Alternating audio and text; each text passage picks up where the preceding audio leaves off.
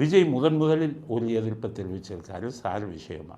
Sir தேவையற்ற சுமையை ஏற்படுத்தும். சுமை யாருக்கு? தேர்தல் ஆணையத்துக்கு.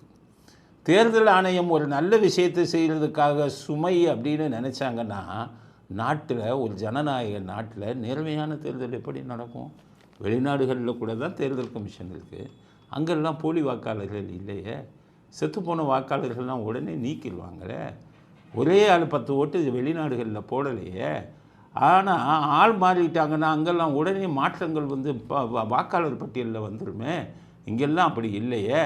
இதை சில அரசியல்வாதிகள் தில்லுமுள்ளு பண்ணி தங்களுக்கு சாதகமாக பயன்படுத்தி கொள்கிறார்களே.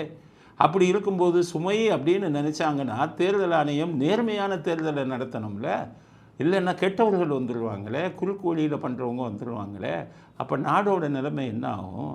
நல்லவர்கள் வந்தால் நாட்டுக்கு சுபிச்சோம், கெட்டவர்கள் வந்தாங்கன்னா இப்போ லஞ்சம் ஊழல் இதெல்லாம் தலைவிரிச்சு ஆடுமே. அதனால தான் தேர்தல் கமிஷன் சாரை கொண்டு வந்தது. சுமைங்கிறது அவங்களுக்கு தான். நம்ம அதை பற்றி பேசக்கூடாது. அவர்களுக்கு சுமை இருந்தாலும் அவர்கள் ஜனநாயக முறையிலே தேர்தல் நடக்க வேண்டும் என்று எதிர்பார்க்கிறார்கள். அதனால் விஜய் அவர்களுக்கு சொல்கிறேன், சுமையை பற்றி நீங்கள் கவலைப்படாதீங்க. அது தேர்தல் ஆணையம் எடுக்கக்கூடிய நடவடிக்கை. அவர்கள் எது நல்ல விஷயமோ அதை செய்யட்டும்.